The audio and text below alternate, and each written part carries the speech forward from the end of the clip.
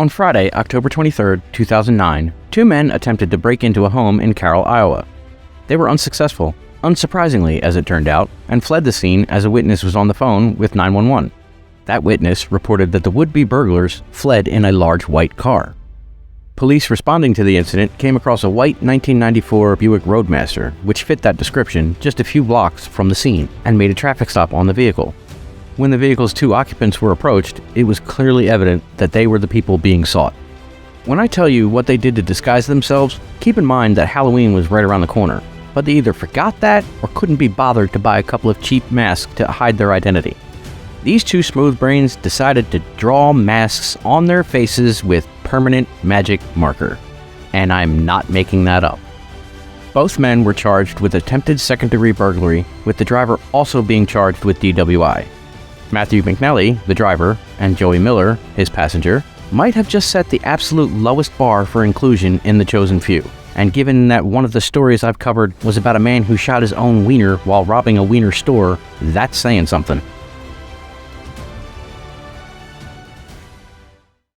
On December 15, 2017, police say this smooth-brained individual, 32-year-old Jesse Berube, attempted to break into a Citrus Heights, California business by descending through a narrow chimney, which, given the holiday season at the time, kinda puts a new spin on Bad Santa. Unlike the jolly gift-giving elf, however, Mr. Berube was found lacking in the magic department and got stuck in the chimney. According to the police report, Bad Santa was able to wriggle around just enough to be able to use his phone to dial 911 and plead for a rescue. The Sacramento Fire Department showed up, and after rescuing Bad Santa from his self-induced predicament, the Citrus Heights Police Department took over, arresting Mr. Berube on a single count of burglary, and since I can no longer safely call him a douchebag without risking my channel, he is now the first of a new category we'll call the Chosen Few, which was suggested by Mary Hockenberry. In October of 2009, a man named Joseph Getz pleaded guilty to a string of 7 bank robberies across Pennsylvania and Maryland, which netted him a total of $280,274. When he attempted to rob the Susquehanna Bank in York, Pennsylvania, however, there was a slight hiccup, and his reaction to that hiccup was what led to his arrest. Getz entered the bank soon after it opened. After being told the bank had zero cash on hand, Getz got out of there in a hurry, but not before raising a ruckus and saying he intended to file a complaint with the bank's managers.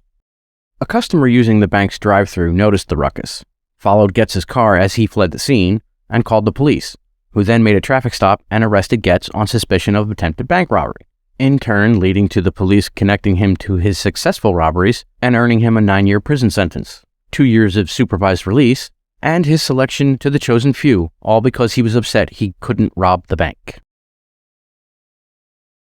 This might be a Florida man / Florida woman story for the record books. On Sunday, December 3, 2017, John Arwood and Amber Campbell trespassed at the Daytona State College Marine and Environmental Science Center, where they claim someone chased them into a janitorial closet, then locked them inside. It took the pair 2 days to call 911 to rescue them from their plight. When the Daytona Beach police arrived to effect that rescue, what they found was interesting. Making entry into the closet, the cops found what was suspected to be drug paraphernalia and human waste. Do you want to know what they didn't find? A locked door. But not only was the closet door not locked, it was unable to be locked. They could have left that room whenever they chose to do so. Arwood and Campbell were both charged with trespassing, with Ms. Campbell catching an additional charge for violating her probation. Apparently, testing the doorknob never crossed the minds of Florida man and Florida woman, firmly ensconcing them among the chosen few. In 2016, a Cottonwood, Arizona Bank of America branch learned that someone had systematically stolen around $5,000 between July and September of that year, although that theft wasn't discovered and reported until October. For unspecified reasons, bank officials suspected employee Alberto Lopez of the theft. Lopez, for his part, did nothing to allay those suspicions, as he immediately quit his job and moved to Phoenix. He also avoided police investigators, missing interview appointments and the like for well over a year, resulting in an arrest warrant being issued. Somewhere along the way, however, Lopez lost the plot because in December of 2017, he made the incredibly smooth-brained decision to apply for an open dispatcher position at, wait for it, the Cottonwood Police Department. Yes, you did hear that correctly. One routine background check later, and the arrest warrant was naturally discovered. Cottonwood PD scheduled an interview with Mr. Lopez for January 4, 2018, where he was immediately arrested, making himself one of the chosen few in the process.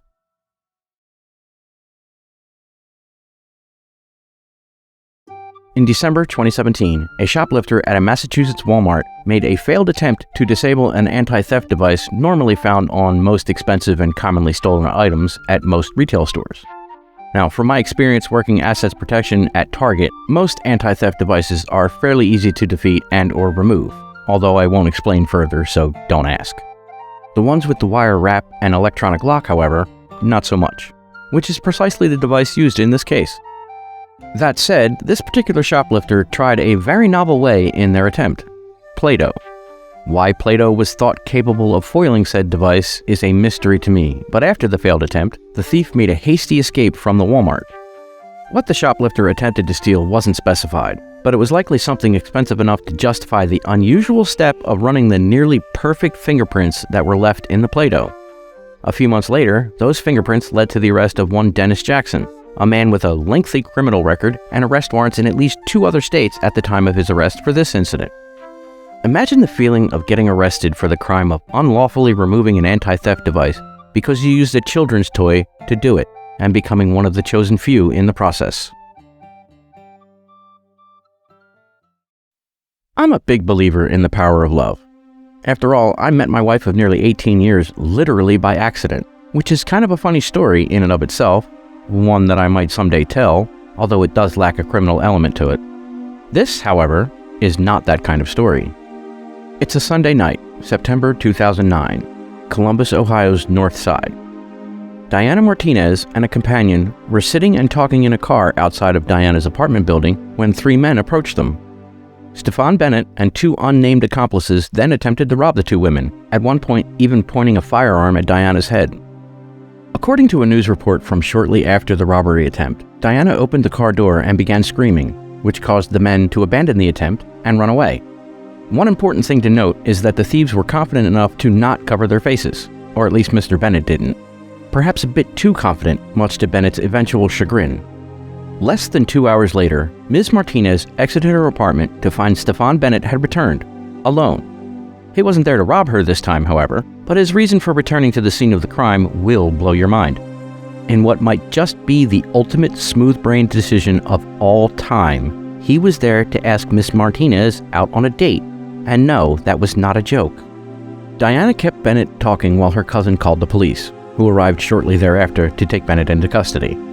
I have no idea what was going through his mind to return to the scene of the crime to ask for a date with the woman he just attempted to rob. But whatever they were, those thoughts are what made Stefan Bennett one of the chosen few. It's 2017, Halloween to be more precise, and at around 6 o'clock that morning, this smooth brain, Terrion Pouncey, decided to rob, at gunpoint, the Maxwell Street Express, a well-known hot dog joint in Chicago's South Side. He ordered the 2 employees to empty the register and hand over their wallets, which they did, but in the process of doing so, they knocked over a bucket of grease, in turn sending the bills flying all over the place. Rounding up as much of the loose money as he could as quickly as possible, Pouncey stuffed the pistol in the front of his waistband. As he made his escape, however, he adjusted the weapon one final time, but he was careless about it and accidentally pulled the trigger, shooting himself in his wiener after robbing a wiener store. Karma can be quick and funny. Pouncey called 911 for assistance, collapsing on the steps of a nearby house. He was arrested at the hospital a few hours later and charged with 2 counts of armed robbery. Everything stolen was recovered, and I'd say that shooting your own wiener while robbing a wiener store definitely makes you one of the chosen few.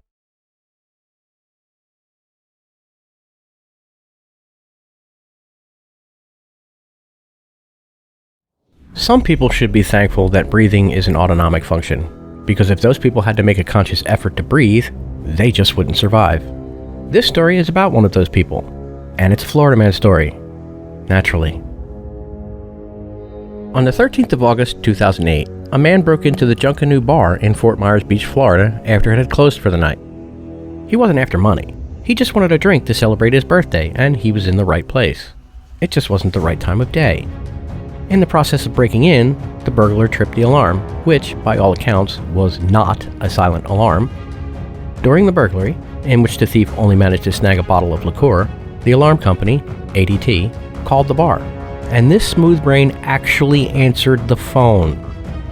Did he stop proving his stupidity there? No. No, he did not. Because he gave the alarm company his real name. And I am not making this up. The perpetrator also failed to cover his face, so the surveillance cameras got some very clear shots of him. It's here that reports start to diverge. One report simply states that the police tracked him down with the evidence the thief unwittingly provided. At least one other report, however, says that the thief returned to the bar the next day, this time during business hours, when an employee who had seen the surveillance video recognized him and proceeded to call the police. Meet Christopher Cron, the latest contestant for The Chosen Few. He was 47 at the time of the break-in, with an arrest record, at least in Florida, that dates back to 2005 and has continued throughout the years, including an unbelievable 6 arrests in 2023, which is the latest date on record, again, at least in Florida. I really need to stop asking how dumb people can get.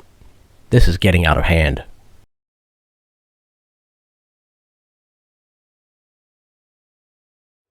Let me ask you a question.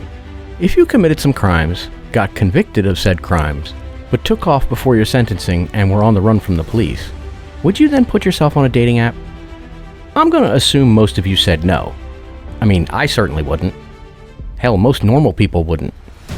This guy, however, this guy isn't exactly a normal person. Meet Wayne Parker.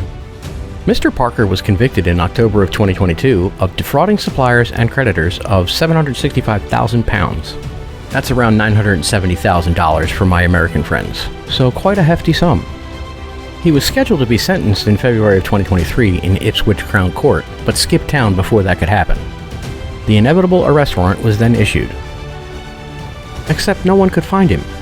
Nobody knew where he was, or if they did know, they weren't talking. Parker was in the wind for over 7 months. He went completely undetected. Well, he was undetected until he put a profile on Match.com, and as much as I wish that was a joke, it isn't. How the police tumbled onto his profile wasn't mentioned in any of the stories I read, but the amazing thing is that it wasn't what got him caught. He was caught on the very last day of August 2023 during a routine traffic stop, of all things. When he was finally sentenced in September of 2023, he got 5 years for fraud, absconding, fleeing sentencing, as well as some animal welfare offenses. Seriously, if you were on the run from the law post-conviction and pre-sentencing, shouldn't you be keeping the lowest possible profile? Parker did pretty well right up until he went all smooth brain and tried to get a date online. Now, it's certainly reasonable to assume that dating websites would be fairly low on the law enforcement watch list, but why take the chance? Of course, if he hadn't taken that chance, he wouldn't have secured his place among the chosen few.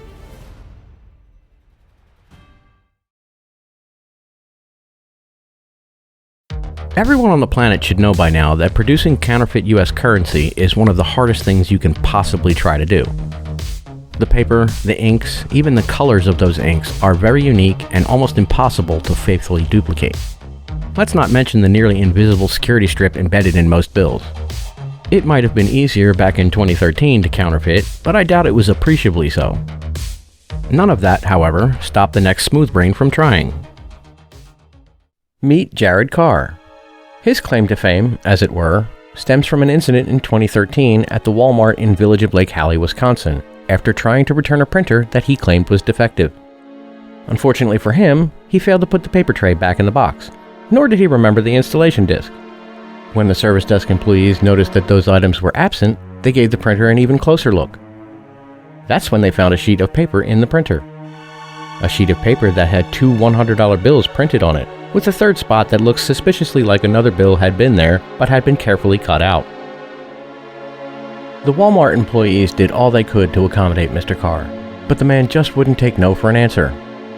A smarter man would have realized his mistake after one of the workers pointedly returned the sheet of paper to him, cut his losses, and noped out of there. But Mr. Carr wasn't that smart. He insisted on getting a refund, even if it was just half the purchase price. Still he was refused, and still he refused to accept that answer. Until the police got there, that is.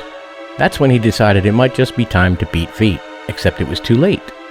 After the police learned what was going on, Jared Carr was arrested and charged with attempted theft by fraud, forgery, and resisting arrest. It was also determined that a neighboring jurisdiction had felony arrest warrants out for him for armed robbery and burglary. I can't find what, if any, sentences he received, but I kinda hope they were substantial. Let me get this straight. You want to return a printer without a receipt, no less, even though you neglected to include all of the parts, left a sheet of paper in said printer that clearly incriminates you in a counterfeiting operation, refused to leave the store after your return was denied, and raised enough of a fuss that the police are called to remove you. And you did all of that knowing you had 2 felony warrants. Mr. Carr gives new meaning to the phrase, "if stupid was a person," but he is now one of the chosen few.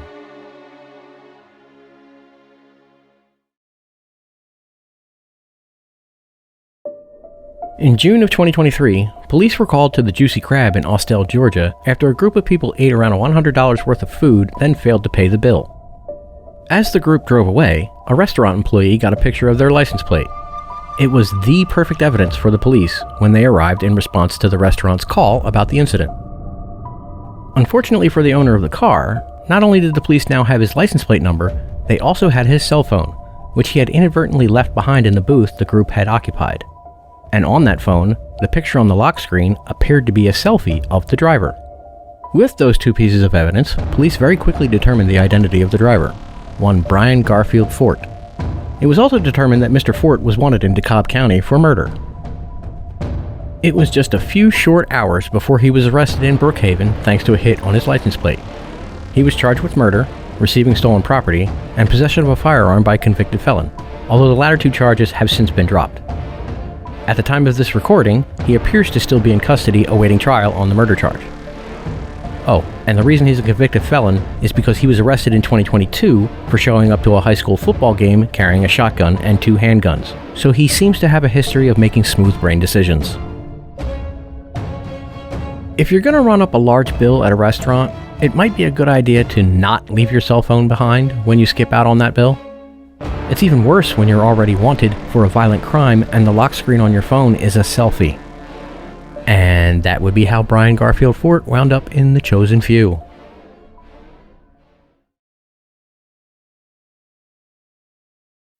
I have yet another rentahitman.com story, and this one is far, far worse than hiring a hitman to end your ex-husband like Wendy Ween, or trying to become a hitman like Josiah Garcia. All parties are innocent until proven guilty beyond a reasonable doubt. With that legal disclaimer out of the way, on with the video. And y'all ain't gonna believe this one. Meet Jasmine Paez. 18-year-old Jasmine met 18-year-old Gamaliel Sosa. The 2 liked each other right away, but Sosa said they couldn't be together.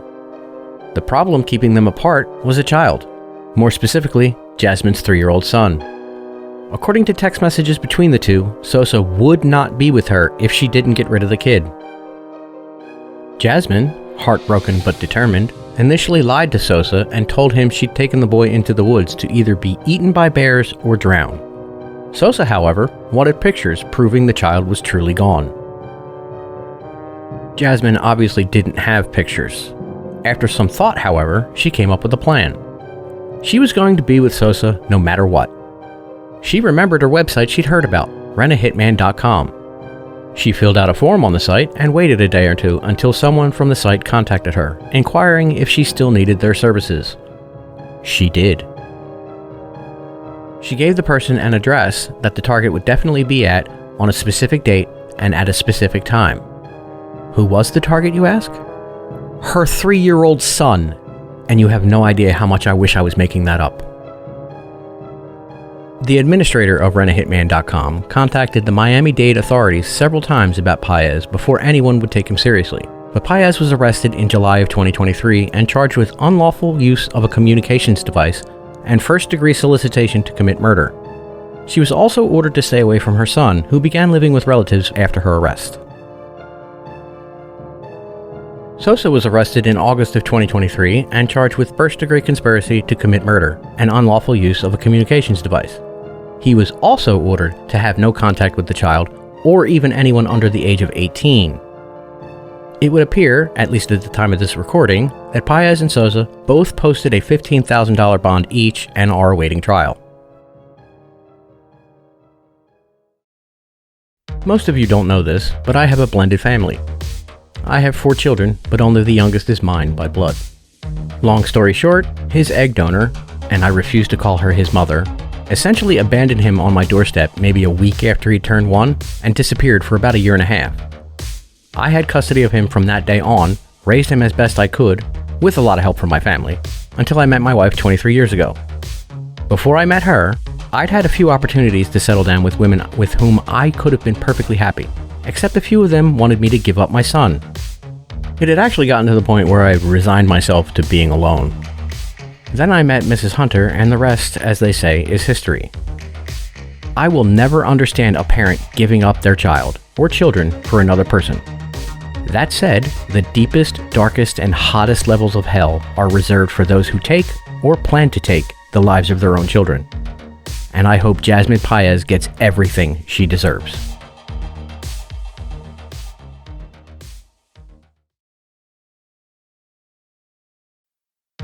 So here's the thing that happened.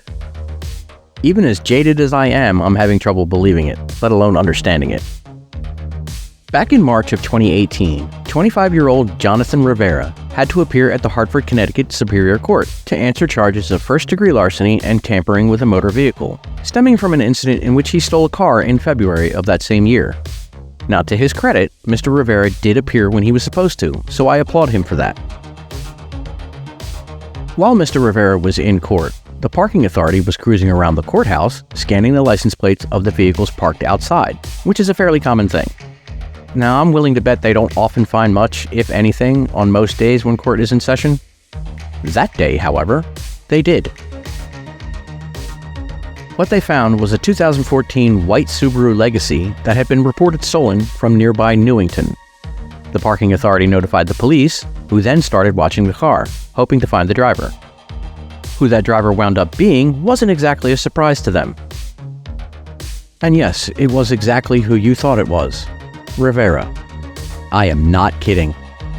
He was quite naturally arrested and charged with second-degree larceny and taking a motor vehicle without the owner's permission. This smooth brain actually stole a car to go to court for stealing a car. I'll give you a second to let that sink in. And that, ladies and gentlemen, is how one would race straight to the lead of the chosen few, the one race you do not want to win.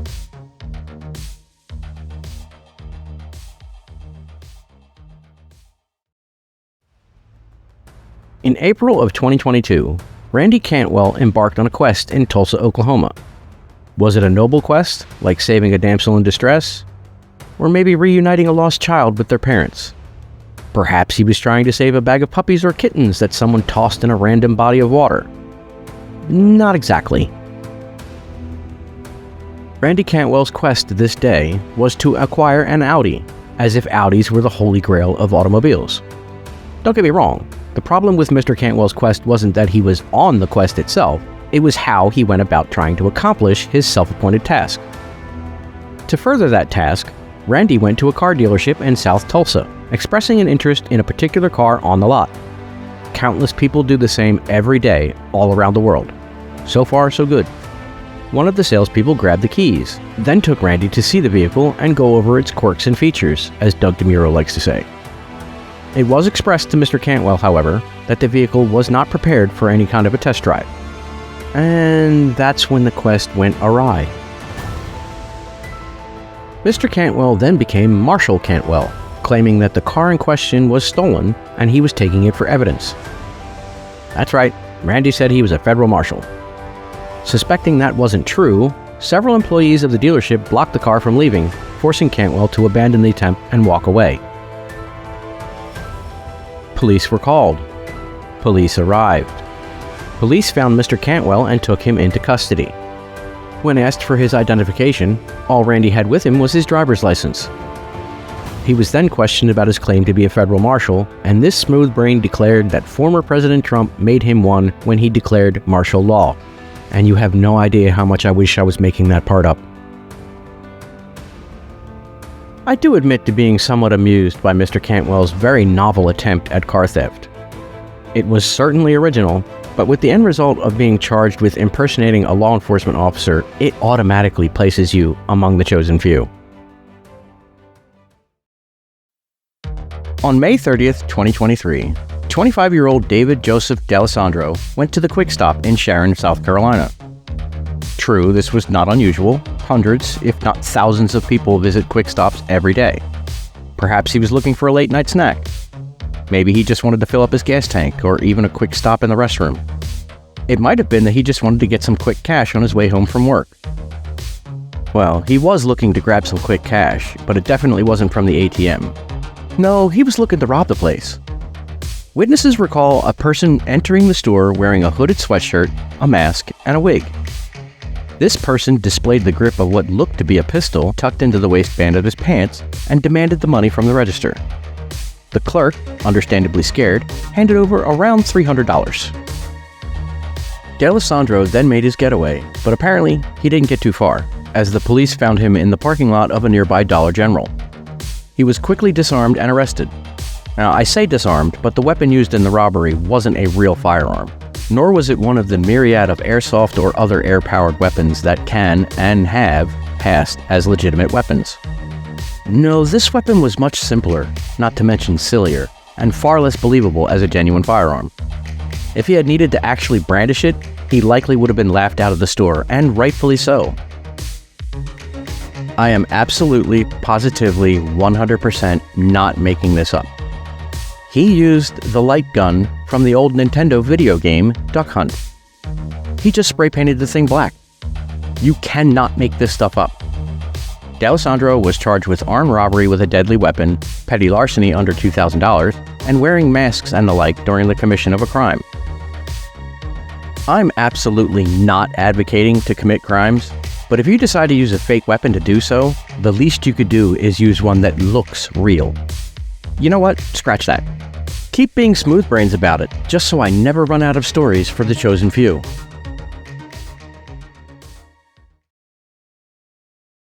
Remember this smooth brain?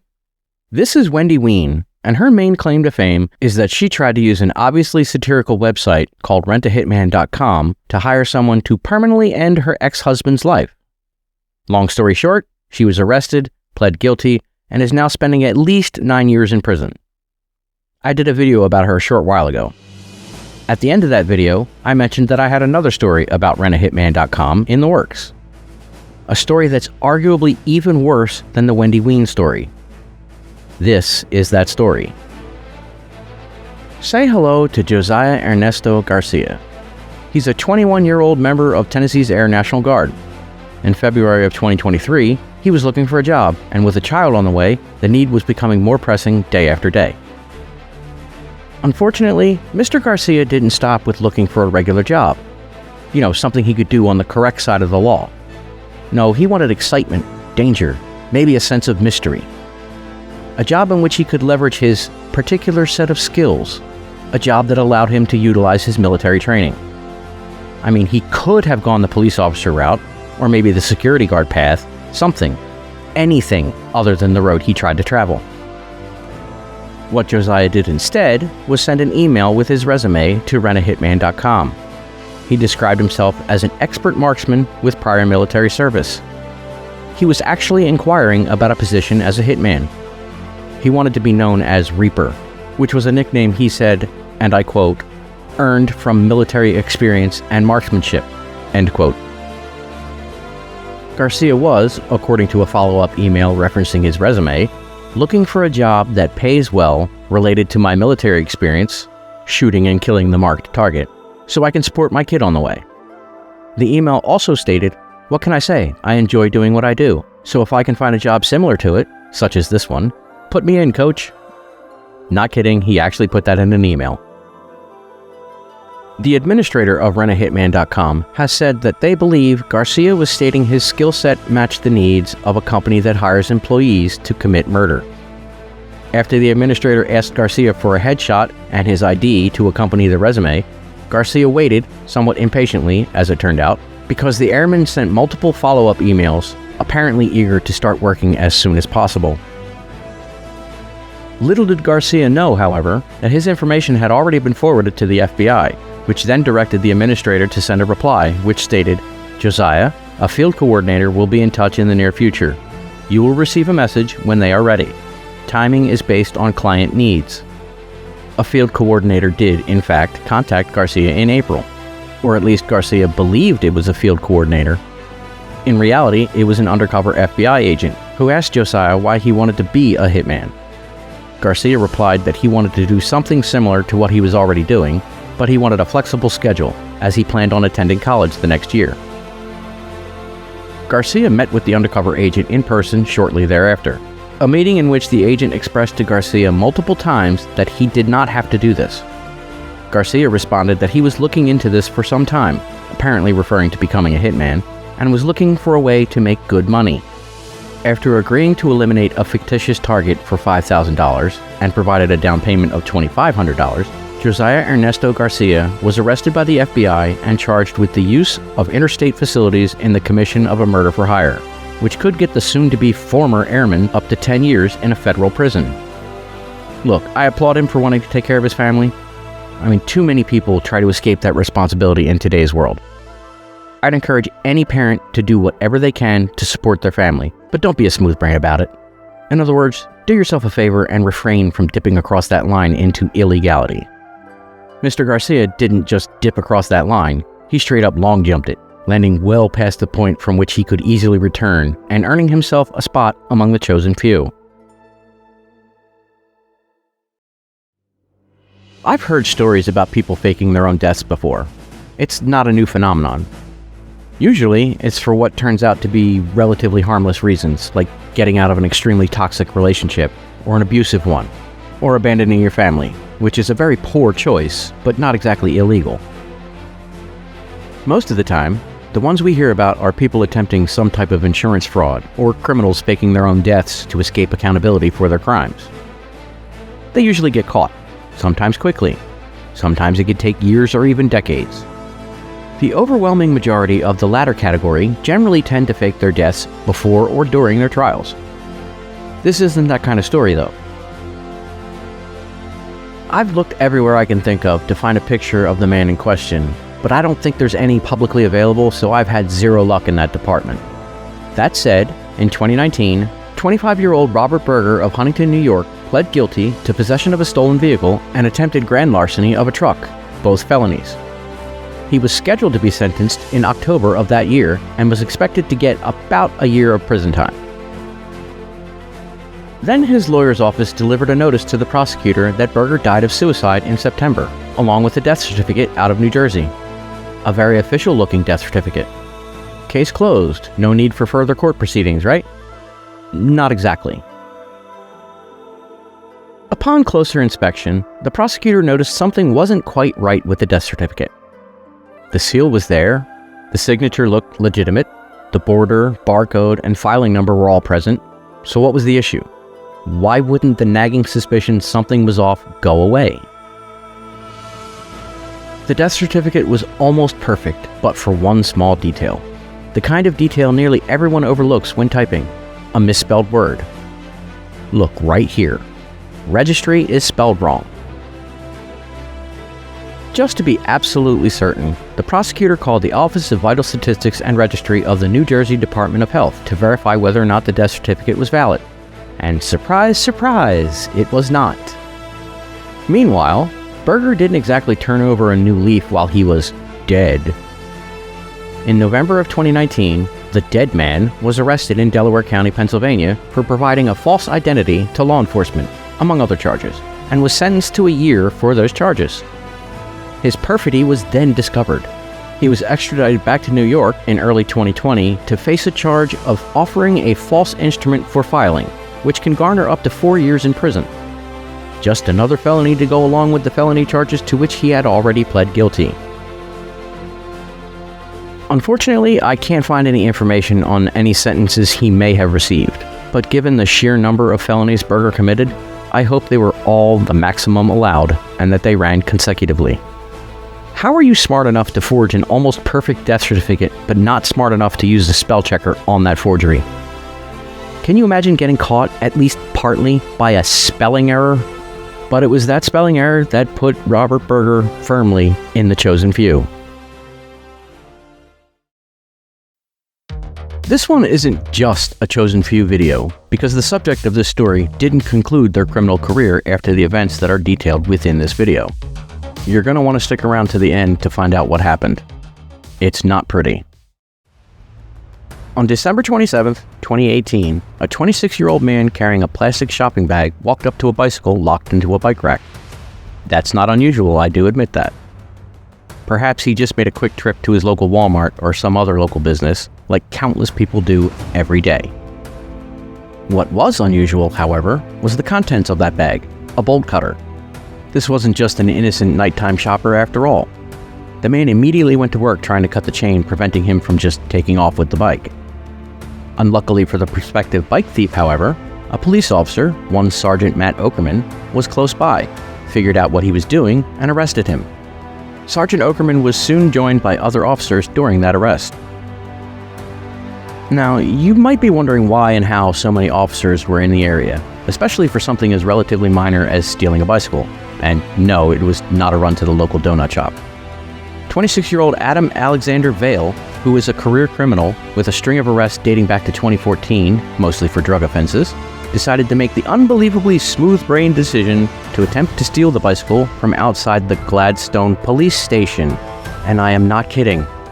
The name is literally on the window that was in clear view as Vale walked over to the chained-up bike. There was no possible way he could have missed it.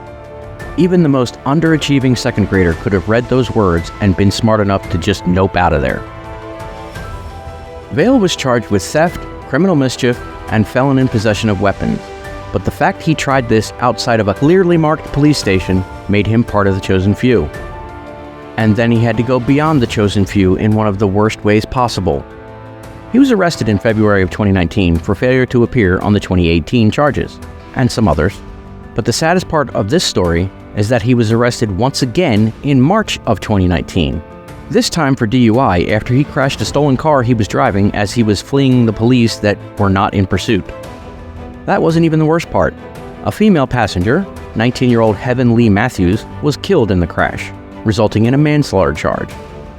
The good part of this story is that Vale seems to be finally taking responsibility for his actions, as he pled guilty to several charges, including the manslaughter, and received an 85-month sentence, a permanent revocation of his driving privileges, and will be required to pay at least $45,000 in restitution. Heaven's death could have been entirely prevented had Vale not been released on the failure to appear charges. I will never understand a court system that allows repeat offenders out on bail, especially if that bail is for charges for which the offender has already failed to appear. Our justice system needs a total overhaul, starting with the policies regarding bail for repeat offenders and those who deliberately fail to appear in court to face up to their misdeeds.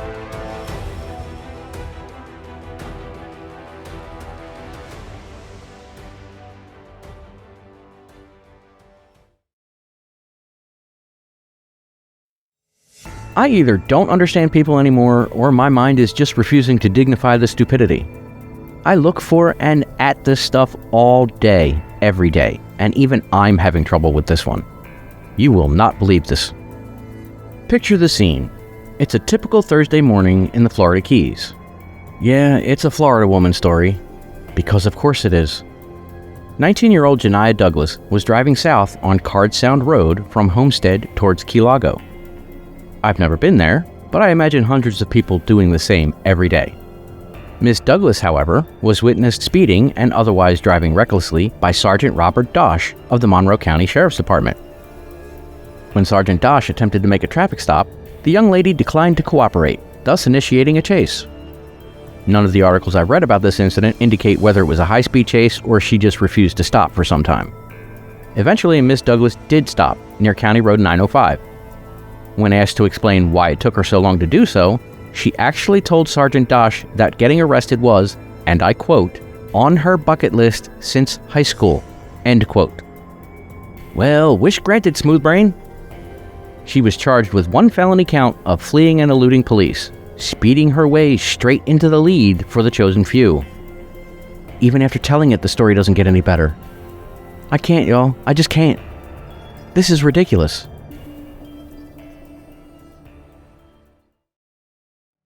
On September 10th, 2022, the Chapman Highway Walmart in Knoxville, Tennessee was hit by a shoplifter.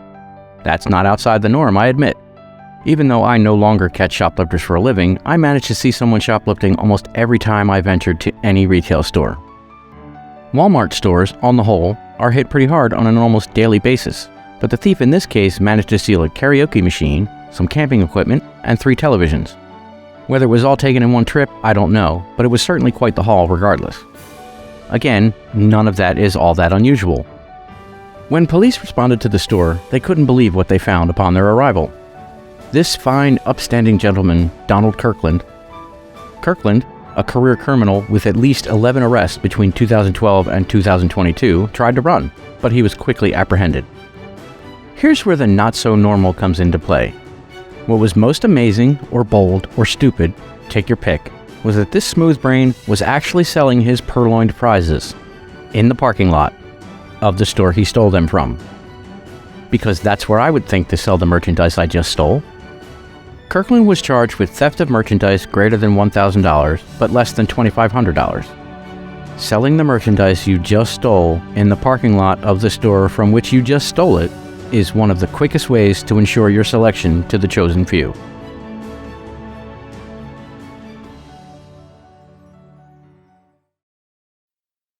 The Chosen Few series is all about how the garbage sometimes takes itself out, often with little to no help from law enforcement. This story is no different, except in the way law enforcement got involved. Stick around, folks. This one's a doozy.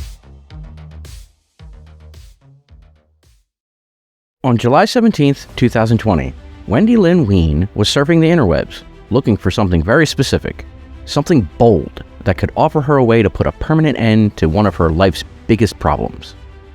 What she found was a website that declared the business has been, and I quote, providing solutions for issues since 1920, end quote. This website offers free consultations, proclaims its users' privacy is sacrosanct, features customer testimonials extolling the service, and even proudly announces that it's in full compliance with HIPAA. Wendy liked what she saw, so much so that she created an account, filled out a service request form about the issue she needed help with, first with a pseudonym, then with her actual name, and requested a consultation with one of the nearly 18,000 field operatives the site claims to have conducting business around the world. By now, I assume you're wondering what website she was using. What website could possibly put a permanent end to her biggest problem? For those who don't already know the story and how ridiculous it actually is, the website is called rentahitman.com. It's an obviously satirical website, but Wendy clearly didn't pick up on the plain-as-day clues. Clues like being HIPAA compliant. It's not the HIPAA you're used to hearing about, however, which deals with healthcare privacy. The HIPAA the website talks about is something completely different. The Hitman Information Privacy and Protection Act of 1964. It's important to note that that phrase is spelled out on the website in clear, unadorned language. How anyone thought this was a website that actually allowed someone to hire a legitimate hitman is utterly beyond me. After she filled out and submitted the service request form, the owner of the website asked Wendy 2 questions. Do you still require our services, and would you like to meet up with a field operative? When she answered in the affirmative, the website's owner turned her information over to the Michigan State Police.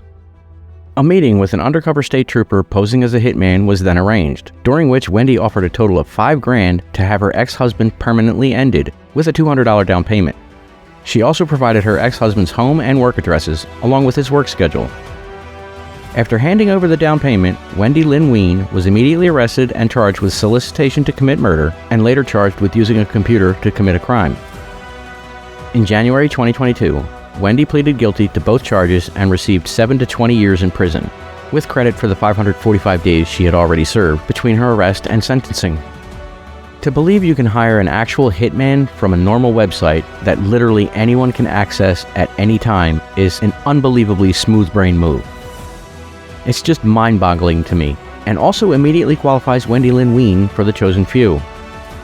And just so you know, this will not be the last time I talk about the Rent a Hitman website in connection to a stupid criminal, and the next one might just be worse. On the morning of May 20th, 2020, Riverside Police responded to a commercial robbery call in which the owner reported several $100s of camera equipment had been stolen. Shortly before the call, the owner had been approached by a man looking to sell some camera equipment he had acquired. When he looked at said equipment, the owner strongly suspected it actually belonged to him. Declining the offer, the owner then hurried to his shop and discovered the break-in and theft. After calling the police, the owner quickly made his way back to the seller in an attempt to delay him until officers could arrive, but when they did, the seller immediately took off. After a short foot chase, officers apprehended the suspect in a nearby fenced-in area. When verifying the suspect's identity, it was discovered that the man, Johnny Robles, was on probation for resisting arrest, violence against the police, as well as drug and theft offenses. Color me shocked on that last one. As it turned out, old Johnny was released from jail just 2 days prior, due in part to jail overcrowding conditions, in addition to a controversial zero bail program in place at the time because of the pandemic. 2 days. Johnny lasted a whole 2 days on the street before getting himself in trouble again, proving that karma can actually be quick at times. The most ironic thing about this story is that his middle name is Angel, which is clearly unsuitable to him. But in any case, let's welcome Johnny to the chosen few. In July of 2016, police responded to a disorderly person complaint at a little after 4 a.m. in Linden, New Jersey. When they arrived on scene, they found 27-year-old Kyle Chambliss sitting in a vehicle and talking loudly on his cell phone. The officers then noticed the smell of alcohol on Mr. Chambliss and asked him to exit the vehicle. After being told to end the phone call, Chambliss became aggressive. Then he was told he was under arrest, and that's when things went weird. And when I say weird, I mean Chambliss's arrest went sideways in a way I've never heard before. Before I tell you how it went sideways, however, I want to stress that this is absolutely 100% true. In an apparent attempt to avoid arrest, Chambliss told officers he had to defecate. And, then he did. Right there. In his own pants. You cannot make this stuff up. His attempt was unsuccessful, so he resorted to using regular violence to resist arrest, striking one officer in the chest and kicking another in the leg before being pepper sprayed, then handcuffed. Kyle Chambliss was charged with resisting arrest, disorderly conduct, 2 counts of aggravated assault on a police officer, and was later found to have contempt warrants out of 3 separate New Jersey jurisdictions: Somerset County, Union County, and Bound Brook. I'm not sure I've ever heard of resisting arrest by defecation before, but one thing I am sure of is that it's a quick way to get yourself listed among the chosen few. And for the record, this Kyle Chambliss is not, I repeat, he is not the Kyle Chambliss that is or has been an adjunct professor at Camden County College. It's January 2016, El Dorado County, California. A California Department of Fish and Wildlife officer spotted a swerving vehicle occupied by 2 men and attempted to initiate a traffic stop. It did not go well. After a brief chase, the 2 men abandoned their vehicle and ran off into the frozen wilderness. They clambered down into a snow-filled canyon off of Route 50, then crossed the ice-cold American River to escape the officers pursuing them, which now included several El Dorado County deputies and some California Highway Patrol officers. After a few hours of wandering the frozen landscape, the pair came across a Forest Service officer. Although the officer wasn't close enough to effect an arrest, he managed to shout a warning to the men that they should surrender because they were in definite danger of freezing to death. His warning fell on deaf ears, however, as the fugitives ran off again. At this point, you might be wondering why the 2 men were so desperate to get away that they would risk freezing to death. Well, Tristan Crossland was a parolee, and his companion, Derek Diano, had 4 active arrest warrants. And to top it all off, the vehicle they were driving contained several unlicensed pharmaceuticals, as well as at least 1 firearm. An ex-con and a wanted man possessing all of that would be assured of lengthy prison terms, hence the escape attempt. Later that night, just before 9 p.m., a 911 operator received a call from Crossland, who told the operator that the 2 men were now actually worried about freezing to death and began pleading for a rescue. The El Dorado County Sheriff's Office sent elements of the SWAT team, dive team, and search and rescue teams out to find the fugitives, eventually locating them a little over 12 hours later, suffering from hypothermia and frostbite. The pair were treated at a local hospital before they were turned over to the Department of Wildlife to face several charges, including evading a peace officer, felons in possession of a firearm, obstruction, and several drug charges. One officer later said he'd never come across 2 men who were so happy to get into a warm, dry jail cell. The irony of Crossland and Diano pleading to be rescued by the same law enforcement they ran into the frozen wilderness to escape is not lost on me, and that irony is what makes them part of the chosen few. On Thursday, March 24, 2016, a Central Texas woman, Chastity Hobson, was arrested by the Granite Shoals Police Department for possession of less than 1 gram of a substance I'm not allowed to name, so let's just call it an unlicensed pharmaceutical. Her arrest was not all that unusual in and of itself. People get arrested by the thousands every day for that very thing. What was unusual, however, was how she got herself arrested. See, the Tuesday before her arrest, the Granite Shoals PD made a tongue-in-cheek Facebook post, which I'd love to quote, but I'm not willing to endanger my channel, so I'll just paraphrase the post here. If you have recently purchased various unlicensed pharmaceuticals in Central Texas, please take it to the local police or sheriff department so it can be screened with a special device. Do not use it until it has been properly checked for possible Ebola contamination. 2 days later, Ms. Hobson showed up at the Granite Shoals PD with her unlicensed pharmaceutical. Because of course she did. While I do applaud Ms. Hobson for her concern about a potentially lethal virus, I have to question her wisdom for thinking that taking her unlicensed pharmaceuticals to the police station for testing wouldn't get her arrested. By doing so, however, she definitively claimed her spot in the chosen few. For the record, I am acutely aware that some people will think this is entrapment, but it isn't even close. At no point did the police entice her to break the law. They merely provided her with a novel way to show them that she did. Meet Zachary Schmidt. In August of 2016, the then 25-year-old was cruising Interstate 78 in Pohatcong Township, New Jersey, in his white Jeep Grand Cherokee.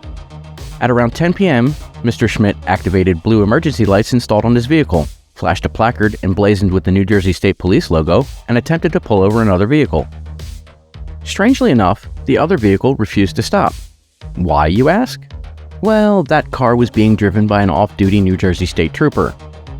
After a few minutes, that trooper was able to contact a dispatcher about the situation, which led to an on-duty state trooper from the Perryville station locating and making a traffic stop of Schmidt and his faux police car.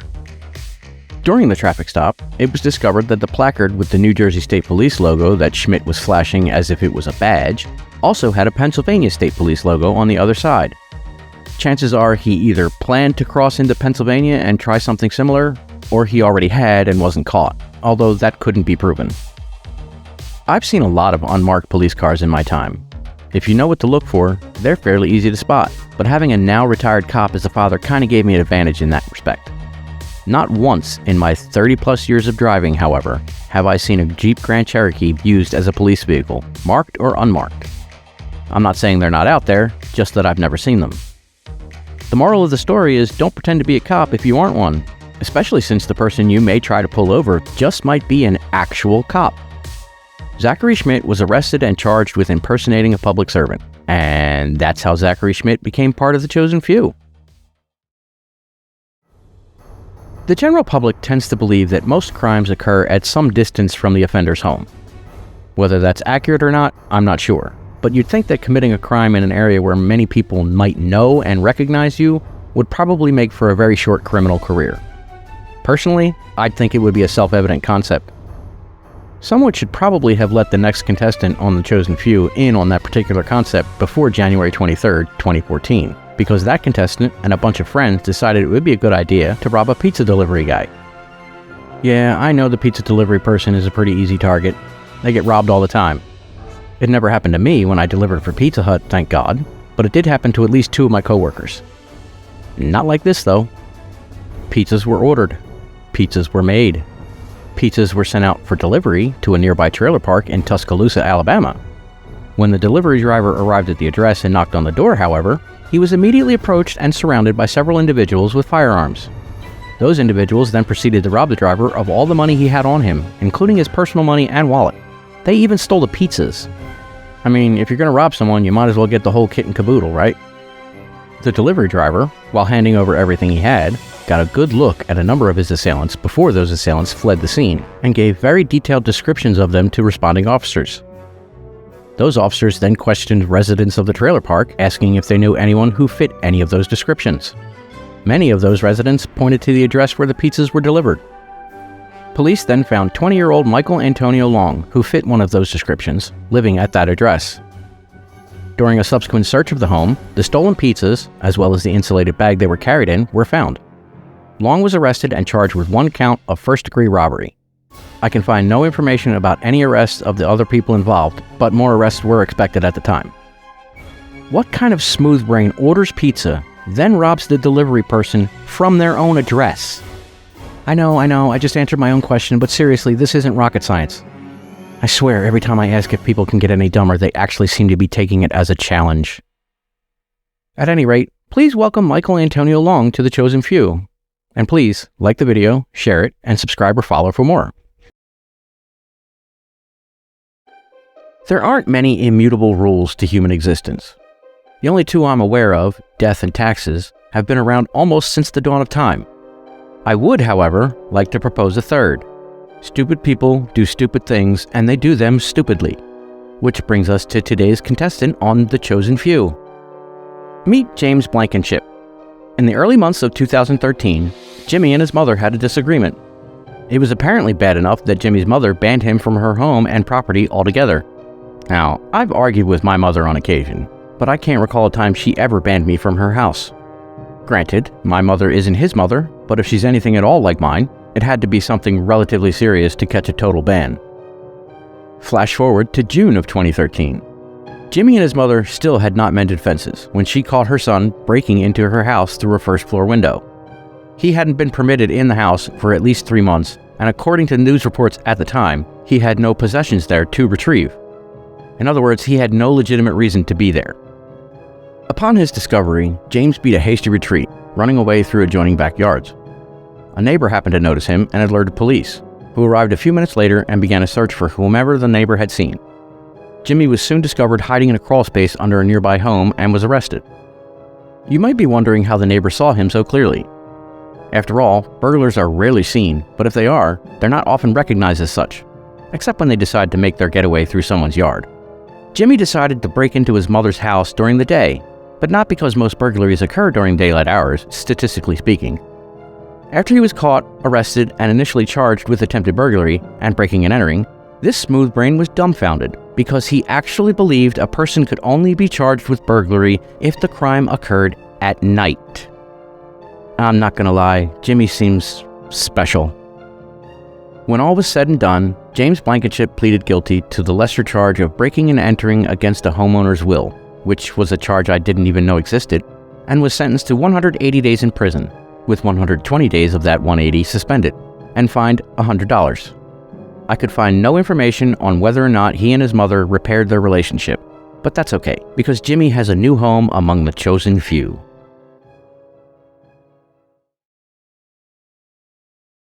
So it would seem that the market for truly smooth-brained criminals hasn't quite been cornered just yet. Arkansas is nipping at Florida's heels. Meet Christopher Douglas Hicks and Charles Eugene Ferris. These 2 geniuses were arrested on the 1st of April 2019 after Ferris was admitted to the hospital with a large red spot on his upper chest.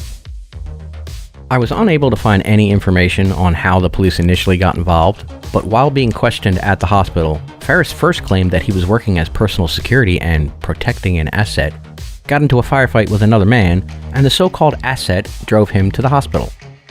I'm not entirely sure why Ferris thought anyone would believe such a fanciful story, but the reality, according to Ferris's wife, was that Ferris and Hicks were drinking together outside of the Ferris home when Ferris asked Hicks to shoot him in the chest with a .22 caliber rifle while wearing a bullet-resistant vest. And I'm not making that up. After Hicks very stupidly did so, Ferris got angry about being hurt, even though the vest protected him, then proceeded to empty an entire magazine from the rifle into the back of Hicks, who had put the vest on by that point, striking the vest 5 times. Hicks managed to escape with little more than a few bruises. Both men were arrested for aggravated assault, a Class D felony. Although the charge for Hicks was later dropped in this incident, it was not his first run-in with law enforcement, nor was it his last. Hicks has a record dating back to 2014, perhaps even earlier, for various offenses, including 2 DUIs, possession of a controlled substance, third-degree assault, with his latest arrest in 2022 for arson, when he allegedly set a neighbor's truck on fire after believing it was on the Hicks property. Ferris, on the other hand, had an almost non-existent police record until this incident, but has since been arrested 2 more times for aggravated assault, and was most recently arrested in 2022 when he was charged with aggravated cruelty to a cat, dog, or horse for killing a neighbor's dog with a crossbow. He was sentenced to 8 years in prison for that incident. Seriously, Arkansas? Y'all are really trying to out-Florida Florida? In this episode, we have not 1, but 2 contestants for The Chosen Few, and it's a Florida story.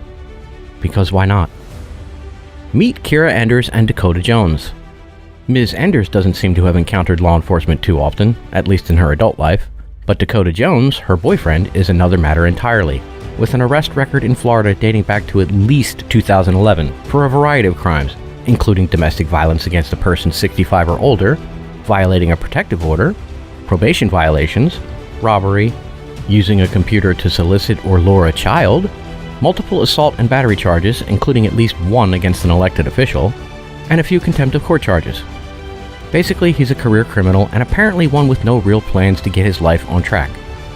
The latest crime he is alleged to have committed, however, does not include violence, which is, at the very least, a tiny step in the right direction.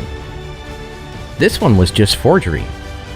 Not the type of forgery that includes signing someone else's name to a check.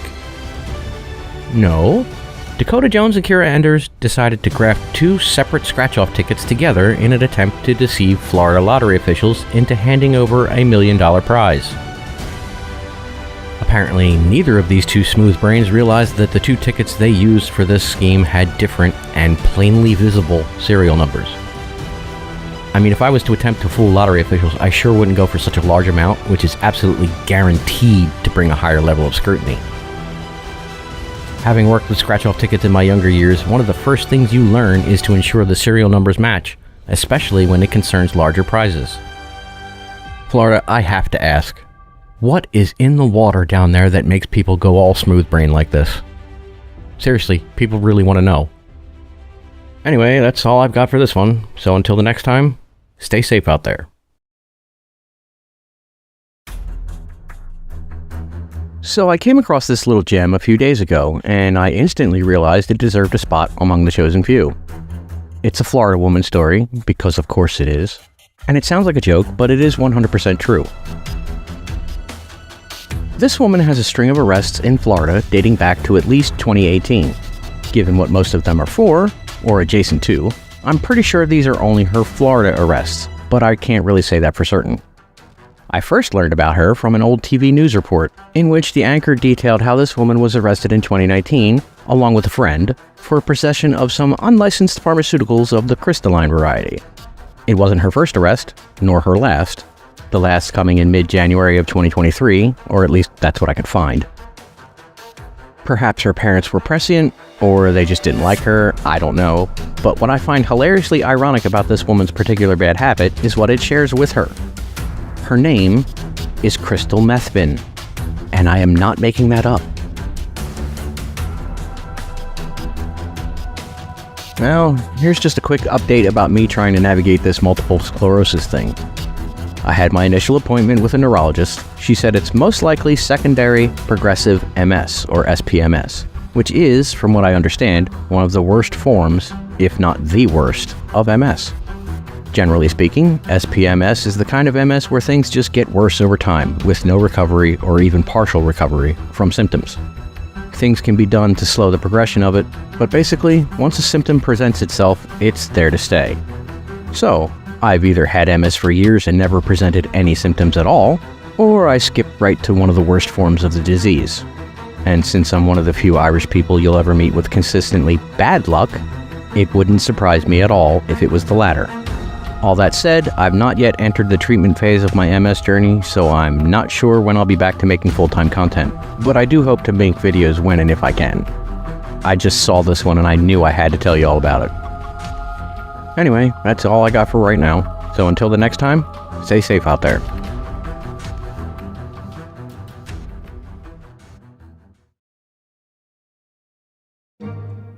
In September of 2017, then 33-year-old Sean Carter Harris walked into a gas station convenience store in LaPorte, Indiana, to grab a few items.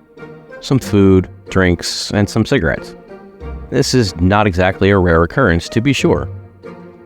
After selecting his items and getting the clerk to hand over the cigarettes, Harris implied he had a firearm and absconded with the merchandise. He drove away a few moments later, but didn't get very far. Why, you ask? Well, despite all the things he stole, the one thing, perhaps the most important thing, that Harris should have stolen but didn't, was gas for his vehicle, thus making the responding officer's job that much easier when he ran out of gas a short distance away and was found on the side of the road. Upon his arrest, it was determined that Harris, who was a career criminal with a string of arrests dating back to 2012, at least in Indiana, had a blood alcohol level well over the legal limit, although he was not charged for that. He was, however, charged with robbery. His last arrest, again at least in Indiana, was in May of 2022 for robbery and theft of at least $750, but less than $50,000 in value. I mean, if you're going to rob a gas station with a car that is low on fuel, you might as well go all out and steal some gas so you can at least make a decent attempt at a getaway. But you gotta love it when criminals practically arrest themselves through their own sheer stupidity. It really makes it easier on the police and makes it easier to add them to the chosen few.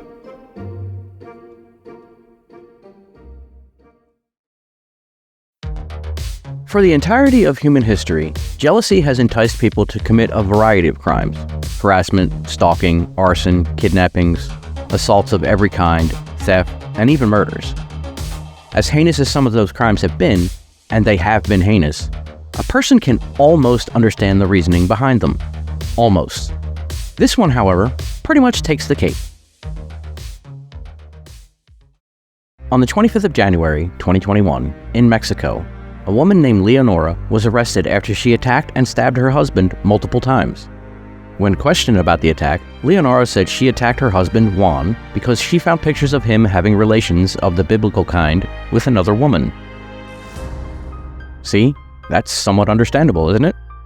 Full disclosure time, my son's egg donor, and I call her that because she was never his mother, that honor belongs to my wife, cheated on me at about the time she got pregnant with him. I legitimately wasn't sure he was mine until the day he was born. Since he's my virtual twin and has been since his birth just over 3 decades ago, I can't deny he's mine. But had I found out who it was she cheated on me with and caught up with him, I probably wouldn't be doing this video today. I'd probably be in prison. So yeah, I can understand the impulse. That said, Leonora made a mistake.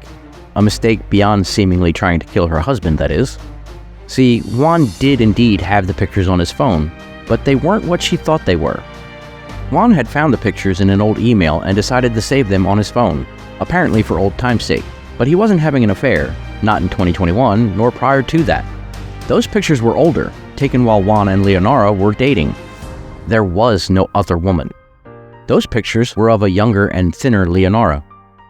Yep, she got violently jealous of herself. And that's how Leonora made it into the chosen few.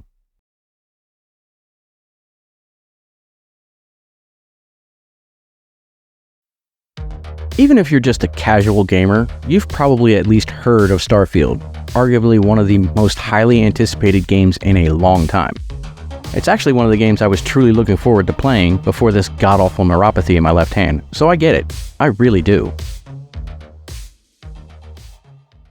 Darren Tyrone Harris, a resident of Tennessee and the latest contestant on The Chosen Few, apparently had that same anticipation. Unlike most people, he was able to play Starfield early. That in itself isn't exactly unusual, because review codes are given to various gaming media outlets and select gaming YouTubers all the time. Such review codes come with heavy restrictions, such as only recording limited gameplay footage, if that's even allowed at all, not putting out story spoilers, that kind of thing. There's usually also time restrictions on when reviews can be published prior to the game's release. Mr. Harris, who uses the online moniker of Memphian94, didn't have a review code. What he had was a job at a warehouse that was being used to distribute the game to retailers. He allegedly stole a copy of the game, recorded his gameplay, and started releasing that footage, roughly about 45 minutes worth, to various online platforms, including his YouTube channel. That video has since been taken down. But Memphian94 didn't stop with stealing a game and just releasing early gameplay footage. He allegedly stole an entire pallet full of copies of Starfield and was selling them on Mercari. an online shopping website similar to Temu or Wish. In an effort to prove to naysayers he actually had the goods, he even posted a video of himself using FedEx to send copies of Starfield to his customers and showing perhaps as many as 40 or more copies on the seat of a vehicle, all while showing his face and bragging about it. Basically, what we have here is another idiot who got himself caught and is now facing at least 2 felony counts. Harris was arrested on August 24th on charges of theft of property between $2,500 and $10,000, theft of property $1,000 or less, and possession of a controlled substance for some Mary Jane. Starfield is set for release on September 6th, with early access and other perks for those who pre-ordered certain editions. Although I'm reasonably certain buying a stolen copy of the game doesn't constitute a pre-order. Just saying.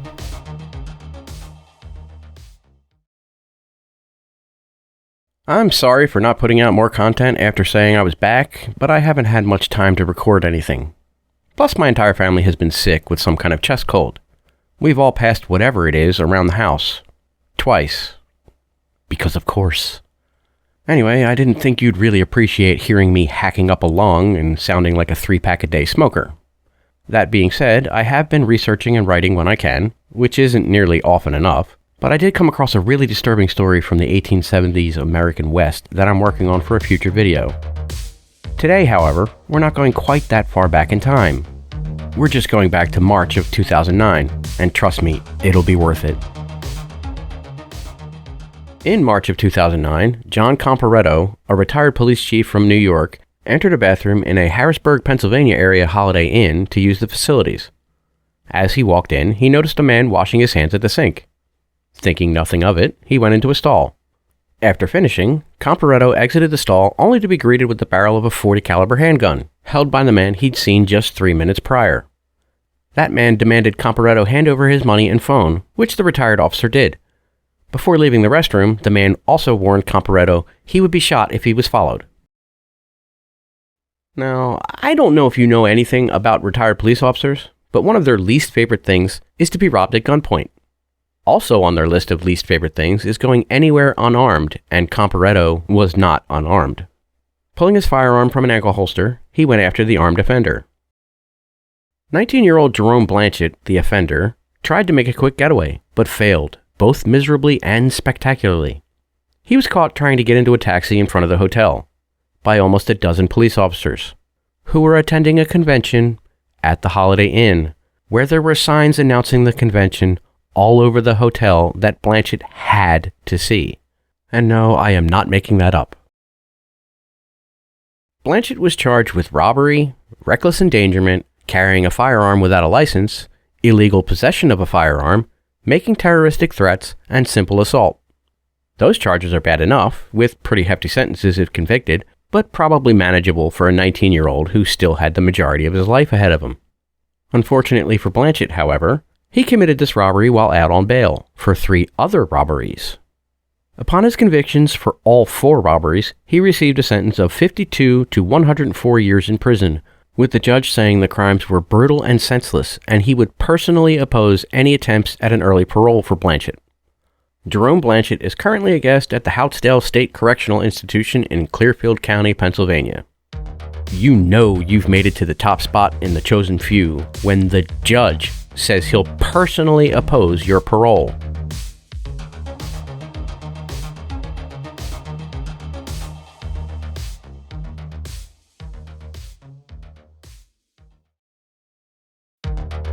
We all know some criminals are among the dumbest people on the planet. I mean, this series is all about some of them after all, but I never thought I'd find someone as ridiculously stupid as Jonathan Rivera. Unfortunately, I was wrong. Or fortunately, depending on your point of view. If you don't know what I'm talking about, you can find a video about him on my channel titled, If Stupid Was a Person. Go watch it. I'll wait. Good, you're back. Well, let's get on with this video. On Monday, March 28, 2022, the presence of Brandy Jones was requested at the East County Hall of Justice in Dublin, California, after being arrested for stealing a car. That in itself wasn't all that unusual for Ms. Jones, as she had an extensive criminal record by that point, to include at least 2 prior arrests for stolen vehicles. This time, however, was slightly different. At around 11 o'clock that morning, the Dublin police were alerted by a license plate reader that a Ford Econoline van, which had been reported stolen, had entered the city. After some searching by patrol officers, the van was located in the parking lot of the courthouse. Because of course it was. The cops kept watch on the van, which came complete with a punched ignition, but they didn't have to wait all that long before Ms. Jones exited the courthouse after her appearance and climbed into the driver's seat.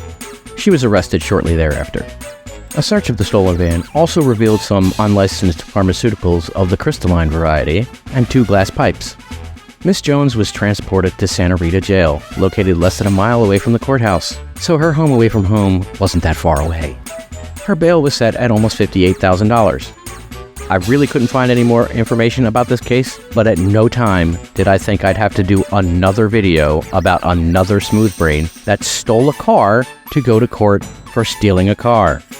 It is, however, a quick way to bring someone straight to the top of the chosen few. Back in March of 2018, a man in the UK pled guilty to burglary and was sentenced to 4 years in prison. Now, I grant you that it seems like a normal sentence for a burglar, but what wasn't normal was what happened during that burglary.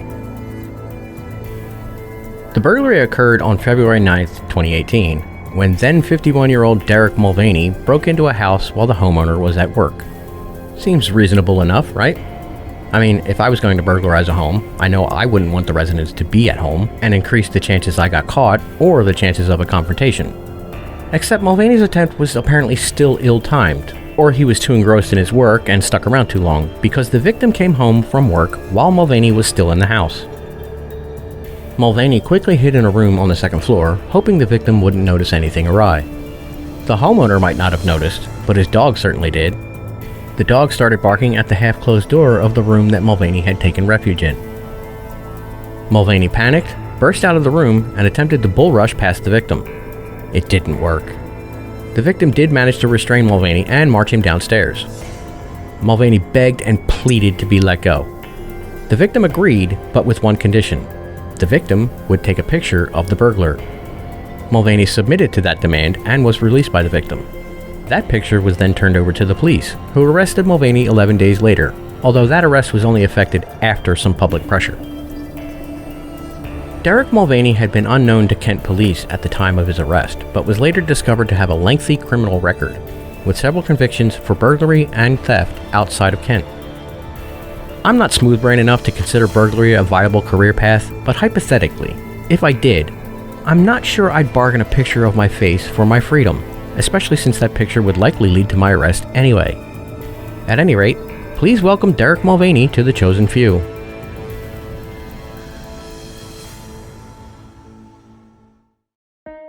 In April of 2024, Southold, New York police responded to a call for a suspected domestic violence incident. When they attempted to make contact with the alleged abuser, the man took off, leading the cops on a 45-minute chase crisscrossing the eastern part of Long Island with speeds reaching 100 miles an hour. The alleged abuser, who has not been publicly named as of this recording, turned onto Sound Road in Greenport, then made one of the smoothest of smooth-brained decisions I've ever heard. And given that stupid criminals making stupid decisions are this channel's bread and butter, that's saying something. As you can see on the map, Sound Road dead ends. What you can't see on the map is the approximately 100-foot cliff. According to police, the alleged offender never slowed down, never even hit his brakes. The vehicle hit an embankment, flew over the cliff's edge, hit the beach about 100 feet below, and landed in 3 to 5 feet of water of the Long Island Sound.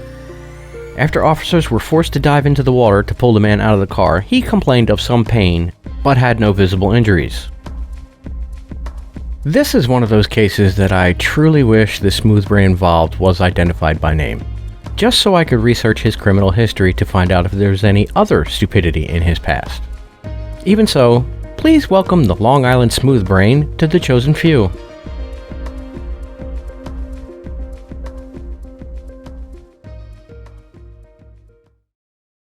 Did you know that an average of 22 United States veterans end their own lives every day?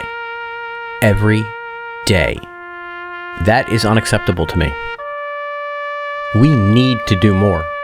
We have to do something to help keep our brothers and sisters in arms from becoming one of that 22 a day.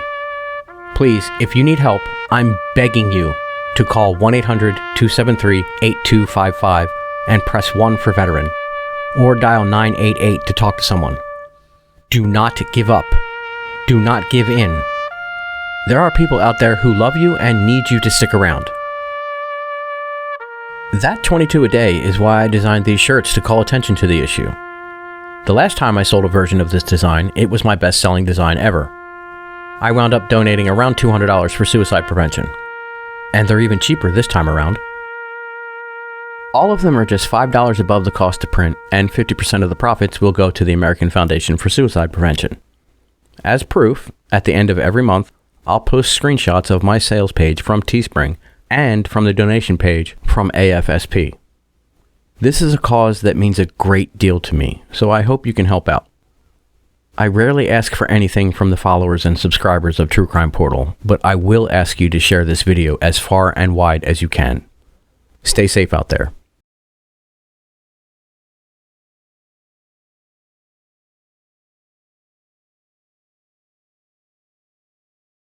Once again, we have a story that has no verifiable pictures of the smooth brain involved, but this one was too good to pass up. In May of 2014, across the pond in the UK, a burglar illegally entered a home's garage in Murfield, West Yorkshire. The burglar, according to news reports, was looking for valuables to sell so he could buy some of the unlicensed pharmaceutical commonly referred to as horse or smack. He did manage to grab a crate of beer. Grabbing that crate, however, didn't prevent the burglar from sampling that beer and some popsicles he found in the freezer, also located in the garage. After drinking a few of the beers, the burglar removed his dentures to eat a few popsicles. I don't know why he felt the need to remove his dentures to eat the frozen treats, but remove them he did. The 58-year-old homeowner discovered the theft the next day, reported it to the police, then found the false teeth a few days after that. I don't know if the burglar, in his drunkenness, forgot where he left them or just forgot them altogether. The dentures were then traced to a Justin Stansfield, I can only assume through a serial number, which led to his arrest for this burglary. The police didn't have to look too hard for Stansfield, however, because he was already in custody for a different attempted burglary. Stansfield had been chased out of another house, although it's unclear whether this was on the same night, when that victim was awakened after Stansfield caused some noise during that break-in. The police found him in a drunken stupor about 20 minutes later, surrounded by some stolen beer. When Stansfield was searched, that victim's house key was found in his possession, implying he planned to return to the man's house at a later time. Justin Stansfield was sentenced to 16 months for the two burglaries, but he's also stolen his way into the chosen few. In this video, we travel back to 2015, and if you've ever wondered how Florida Man became the meme it is today, consider this story. It might just be the most Florida Man story ever. The weekend before Thanksgiving 2015, an 81-year-old father, John Knudsen, argued with his 44-year-old namesake, John Jr., about the latter's lack of employment. That's perfectly understandable. I mean, what senior citizen father wants to perpetually support an adult son who seems perfectly capable of working for a living, but doesn't? Junior, however, apparently took great offense to that. He didn't want to go to work. That lack of ambition got even worse after Junior learned sometime that week that he was the sole beneficiary of his father's estate. What that estate was worth isn't specified, but it must have been just tempting enough, because Junior made a really shocking decision early that Thanksgiving morning. And by shocking, I meant he held 2 live electrical wires to his father's chest to electrocute the man. As an attempt to end someone's life, I'll admit that it's a new one on me. I mean, outside of a movie, this is legitimately the first time I've ever heard of anything like it. That said, as novel an attempt it was, it still failed. Old man Knudsen must have been much stronger than Junior thought because, aside from briefly losing consciousness, there didn't seem to be much of an ill effect. Dad waited for Junior to leave the room where he thought he committed patricide before sneaking out of the house and alerting Ormond Beach police. Junior was charged with attempted first-degree murder, aggravated battery on a person over 65, and aggravated abuse of an elderly or disabled person. I could find no information about a trial, plea bargain, or sentences received, but I hope the state of Florida did its usual thing, threw the book at him, and he's still serving a long, long sentence. And that, my friends, is a shocking way to get into the chosen few.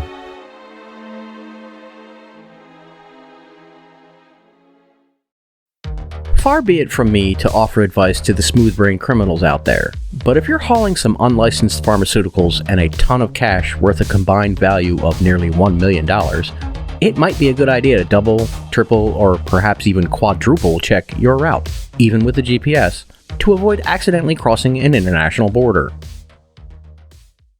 That little bit of advice might have been of some benefit to the next contestant of the Chosen Few, because on the 2nd of May, 2023, 60-year-old Andrew Lee Toppenberg of Tustin, California, accidentally entered the line of traffic to cross the US-Canadian border at the Rainbow Bridge port of entry near Niagara Falls. Now, I looked everywhere I could think of for a picture of old Andrew and found nothing publicly available, but he apparently entered incorrect information into his GPS. Arriving at the border crossing without his passport, Toppenberg's vehicle was then subjected to some extra scrutiny. Apparently, that scrutiny was warranted, as the Canada Border Services Agency found nearly 400 pounds of vacuum-packed marijuana, worth approximately $262,000 to $524,000 US, along with almost $603,000 in cash. Toppenberg was arraigned on the 5th of May, charged with possession with intent to distribute, importing cannabis, and, this is a new one on me, the possession of the proceeds of property over $5,000, knowing that all or part of those proceeds were obtained by a crime in the United States. He was held without bail and was awaiting trial. I couldn't find anything about whether that trial has occurred or any sentences he might have received, but the fact that he went through a border crossing accidentally with that much money and Mary Jane while using a GPS earns Andrew Lee Toppenberg his place among the chosen few.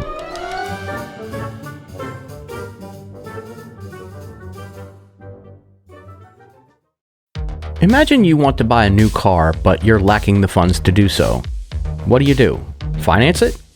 I mean, that's what most people would do. But that's not what the next smooth brain in the chosen few did.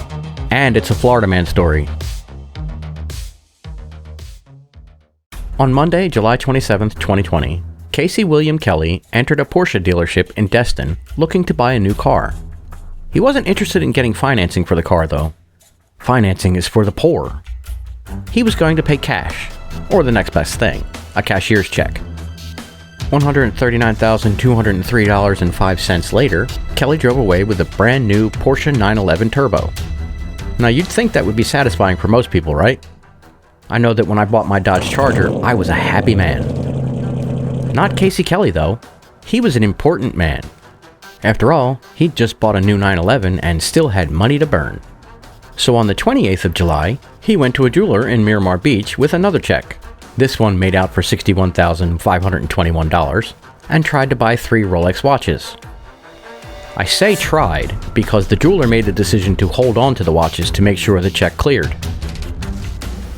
That turned out to be a smart decision, because the jeweler learned from the bank the next day that the check was a fake.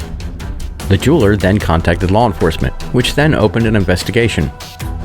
That wound up being a quick investigation for a reason I'll get into shortly, and they arrested Casey Kelly later that day. Now, I don't know if you're at all familiar with what a cashier's check looks like, but it's more akin to an old school paper paycheck than a regular everyday check from your checkbook. One thing it does not have on it, at least in my experience, is the name of the payer. What does have your name on it is the paperwork you have to fill out when you buy a new car. Yeah, the check the car dealership accepted was also fake, and the car was reported stolen. Upon his arrest, Kelly told the police that he printed the checks at home using his computer and that he didn't see the big deal because, wait for it, he used his own account number on the checks. And you have no idea how much I wish that was a joke. Casey William Kelly was booked into the Walton County Jail on 1 count each of grand theft auto and fraud, uttering false bill, note, check, or draft. Kelly has a fairly long arrest record in Florida dating back to 2010, with charges ranging from contempt of court for violating a domestic violence protective order, to DUI, to grand larceny, along with several charges of forgery, including a very similar case to the one outlined in this video in December of that same year, 2020. In any case, let's welcome Casey Kelly into what seems to be one of the few things in his life he has legitimately earned, his place in the chosen few. I swear, just when I think people can't get any dumber, Florida man shows up and says, "Hold my beer!"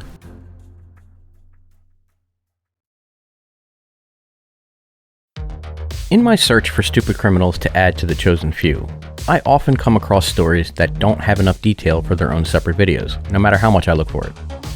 I can verify the stories are true and the incidents are real, but that's about the extent of it. It's also difficult to determine what punishments the offenders received with regards to incidents in the past. It goes without saying that any ongoing incidents mentioned have yet to be resolved. Due to the scant publicly available information about these incidents, there are few, if any, legitimate pictures of the individuals involved, so I'm using mostly stock footage in this video.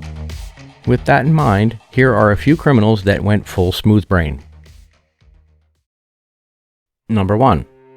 On the 7th of February 2014, then 18-year-old Steven Diaz walked into a Vons supermarket to grab something for a little get-together with friends. He wasn't there for snacks or sodas though. He was looking for some discount wine, but he also wasn't interested in any kind of wine that was on sale. He wanted a full 100% discount. The shoplifting kind of discount. Store security attempted to apprehend him as he was leaving. He fought with the guard, punched him in the face, but dropped the wine and got away. Briefly. See, not only did he drop the wine, he also dropped his wallet in the tussle with the guard. After the police made contact with Diaz, he turned himself in the following day. He was charged with attempted robbery and posted a $50,000 bond. What, if any consequences he received, have been lost to time. Number 2. In August of 2007, then 27-year-old Justin John Bolden punched a 59-year-old woman in her face when she tried to use her cell phone to call the police. Apparently, he began screaming at the woman to show him some respect while they were waiting for a bus in St. Paul, Minnesota. When a 63-year-old man stepped in to defend the woman, Bolden hit the older man with the folder he'd been carrying, causing the folder to drop to the ground. Bolden failed to retrieve the folder as he made his getaway once he heard the police sirens approaching, and that decision wound up being his undoing, because within that folder, there were several items that identified him by name. The biggest irony is that folder and its contents were from an anger management class. It was clearly not an effective class for him. When I searched online for Justin John Bolden, mugshots of a man with his name and of the appropriate age did come up, with at least a dozen arrests for a variety of offenses going all the way back to 2019, although this particular incident was not mentioned. Without that to positively identify him as the Justin John Bolden, I decided not to use his picture in this video. Number 3. 2 smooth-brained college students from Taiwan, whose names I will not try to pronounce for fear of butchering them, were arrested in January of 2024 for their alleged involvement in an insurance fraud scheme. One of the men bought a number of insurance policies for himself: life insurance, travel insurance, accident insurance, all totaling approximately $1.3 million in the weeks leading up to January 2023. On January 26, 2023, that man went to a hospital with severe frostbite on his legs. The frostbite was so bad that the amputation of both legs was required from about the mid-calf area. He claimed he got the frostbite by riding a motorcycle around Taipei, and the 2 men were, in fact, seen doing just that on the 26th, although whether that was by eyewitnesses or CCTV cameras is unclear. The hospital staff became convinced that his injuries were self-inflicted, as they could see no marks from socks or shoes, and the injuries seemed entirely too uniform to be from exposure to the elements. As Taiwan is subtropical, the temperature that day was also noted to be between 42 to 60 degrees Fahrenheit, nowhere close to being cold enough to cause frostbite. The men received just $7,200 from the insurance policies before some of the insurance companies apparently canceled the policies because their purchases and the requests for payout were suspiciously close in time. According to investigators, the man's legs were allegedly immersed in dry ice for at least 10 hours to cause the injuries. Both men have been charged with fraud and embezzlement and are presently awaiting trial. Number 4. In April of 2012, a then 20-year-old Kentucky man named Michael Baker was arrested for theft by unlawful taking after siphoning gas from a Jenkins Police Department police cruiser. He wasn't caught in the act, though.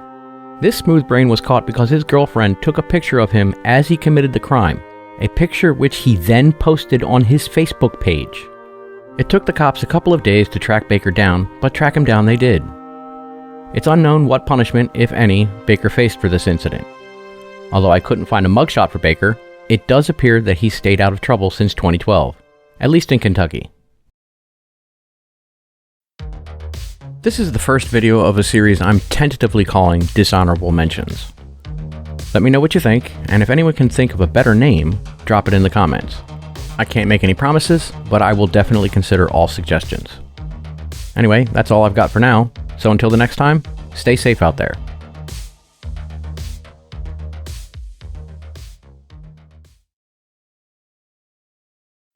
Welcome to the latest installment of Dishonorable Mentions, wherein we outline various candidates for the chosen few who, for various reasons, didn't get full videos. Reasons such as no verifiable pictures of the smooth brains involved, or the news reports weren't detailed enough to tell an entire, albeit short, story. Sometimes the most I can do is verify that the stories are true. But first, I want to apologize for my absence this week. I've not been feeling all that well, and this coming week might not be great either. I start the Ocrevus infusions for my MS on Wednesday. I'm not exactly thrilled about sitting with a needle in my arm for hours, nor am I sure how I'm going to react to the medication, and the side effects don't sound fun. All things being equal though, if Ocrevus can help slow the progression of the MS, I'm willing to give it a try. Anyway, on with the video. Number 1. In Tulsa, Oklahoma, a man named Jacob Wise was arrested for shoplifting after removing the security tags stores commonly affix to clothing. As a former retail worker, I can attest that those things are not easy to remove, even with the correct tools to do so. Mr. Wise failed to live up to his name, however, because he was apprehended after setting off the door alarms as he attempted to exit the store. Why? Because after removing the security tags, he put them in his pocket. I am not kidding. I believe Mr. Wise should think about adding an "un" to the start of his last name, just for truth in advertising purposes. Number 2. Meet Relaford Cooper III. He has a long and fairly violent criminal record, with charges that include contempt of court, drug possession, armed robbery, inflicting bodily harm, possession of a weapon by a convicted felon, and aggravated assault. But he's not included here for any of those things. No, he's here because in October of 2015, he led police on a high-speed chase. Why would such a fine, upstanding gentleman do such a thing? Well, he was drunk. When he crashed his car, he then led the police on a short foot pursuit. He was found hiding in a nearby church by members of the congregation who chased him outside into the waiting arms of the Manatee County deputies. Upon his arrest, he told the arresting officers that he wasn't driving. It was the dog. That's not a joke, he actually said that.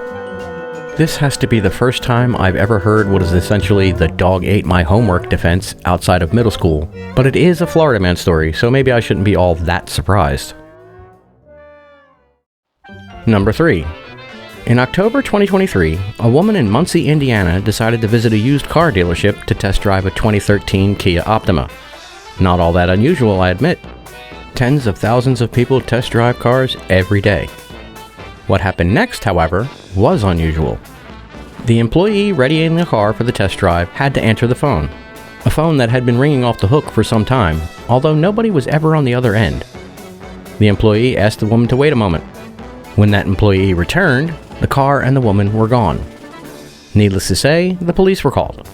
As part of the investigation, the police were able to use traffic cameras to track the car to Indianapolis, over an hour away. At this point, you might be thinking it's just a typical auto theft case. Except it wasn't. See, the accused car thief returned the vehicle that night. Kinda. She actually left the car in the parking lot of the mall next to the dealership from which she stole it. Kasia Shelton, the alleged car thief, was tracked down because, and I'm not joking here, she was recognized by the employee as someone who had previously filled out forms to buy a different car. Oh, and the reason she stole the vehicle was because she needed to get to Indianapolis for a job interview, as a stripper. She was confused by her arrest because she thought all was well and good since she returned the car. On top of all that, the car was actually stolen from the mall parking lot because Ms. Shelton left the keys in it, but it was eventually recovered in Anderson. I couldn't make this stuff up if I tried. Number 4. For the love of all that's holy, I implore you to stay away from the booger sugar, folks. It can create way too many problems in life, not the least of which is a more than 2-decade-long rap sheet, like in this Florida man story. In July of 2017, career criminal David Blackman called 911 to report his car was broken into. The thief took $50 and a quarter ounce of an unlicensed pharmaceutical, When the deputy responding to the call found some more of that unlicensed pharmaceutical in Blackman's vehicle, along with a rock of a different unlicensed pharmaceutical and the associated pipe to smoke it, Mr. Blackman was arrested for possession of paraphernalia, and resisting arrest without violence. Blackman has a long criminal history, as previously mentioned, which dates back to 2001. A history that includes multiple drug charges, endangering a child, child neglect, trespassing in an occupied dwelling, battery, and several probation violations. Look, I've never partaken in illicit drugs, but given how addictive nicotine is, I do at least partially understand that compunction. What I do not understand is calling the police to report the theft of things you know are illegal. Every time. It's a Florida man story every time. Well, that's it for today. If you enjoyed this video and want to see more like it, go ahead and hit that thumbs up and subscribe or follow the channel. Just those two things alone help the channel and this video be seen by more people. Until the next time, stay safe out there.